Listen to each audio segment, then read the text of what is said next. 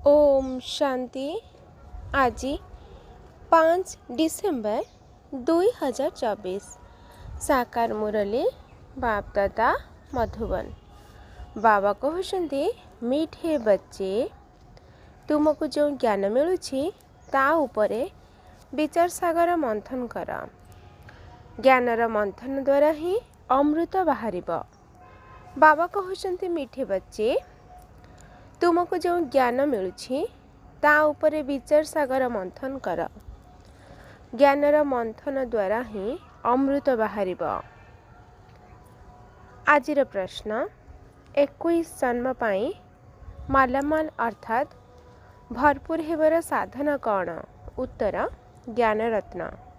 जेते जेते एही पुरुषोत्तम संगम जुगरे तुमी माने ज्ञान रत्न को जीवन रे धारण करुछ सेते मालामाल हेउछ। वर्तमान ज्ञान रत्न सेठारे हीरा नीଳରେ परिणत होइजिब। जेतेबेले आत्मा ज्ञान रत्न को धारण करिब मुखरू केवल ज्ञान रत्न ही बाहरिब। ज्ञान रत्न ही सुनिब एवं सुनाइब। सेतेबेले चेहरा हर्षित रहिब एवं हर्षित चेहरा द्वारा ही बाबांकर नाम विख्यात हेब। तेणु आसुरी अवगुण गुड़िक बाहर गले जाई मालामाल होई परिब।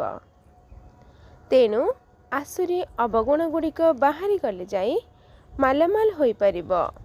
ओम शांति। धारणा पाई मुख्य सार 1 नंबर निजर साहुकारी बा बड़ लोक ढांचा बा पद पदवी आदिर अहंकार तुटाई देवाकू हेब। अविनाशी ज्ञान धन द्वारा निजकू मालामाल करबाकू हेब। सेबारे केबे हेले थकी जिबार नाही। 2 नंबर वातावरण को भल रखिबा पाई मुखरू सर्वदा रत्न बाहर करबाकू हेब। केबे हेले दुखदायक वचन न बाहरु सेथिप्रति ध्यान रखिबाकू हेब। सर्वदा हर्षित मुख रहिबाकू पड़िब।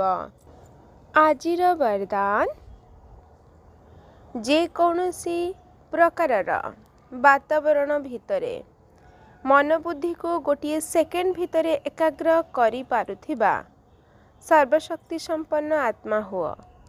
जे कौनसी प्रकारर वातावरण भितरे मन बुद्धि को गोटे सेकेंड भितरे एकाग्र करि पारुथिबा सर्वशक्ति संपन्न आत्मा हुआ। विस्तार बाप दादा सबु पिलांकु निजर समस्त शक्ति गुड़ी को पैतृक संपत्ति रूप में देइछंती। जोग करिवार शक्तिर अर्थ हैला मन बुद्धि को जेउठारे लगाइबाकू चाहिबो सेहिठारे लागि जाउथिबो। तेणु जे कौनसी प्रकारर वायुमंडल भितरे निजर मन बुद्धि को गोटे सेकेंड रे एकाग्र करि दियो। परिस्थिति हलचल करिबा भली होइथिबो। वातावरण तमगुणी होइथिबो।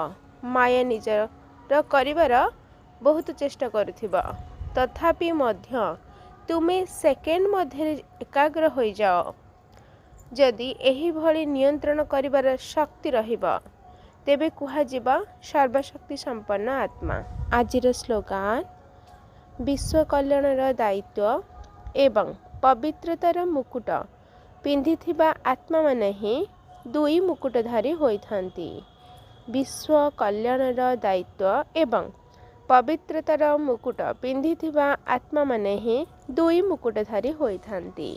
अच्छा मीठे मीठे सिकिलाधे संतान मानक प्रति माता पिता बाप दादांकर मधुर स्नेह संपन्न शुभेच्छा एवं सुप्रभात। आत्मिक पितांकर आत्मिक संतान मानंगु नमस्ते। आत्मिक संतान मानंकर आत्मिक माता पिता बाप दादांगु याद प्यार नमस्ते नमस्ते नमस्ते। शुक्रिया बाबा शुक्रिया। अच्छा ओम शांति।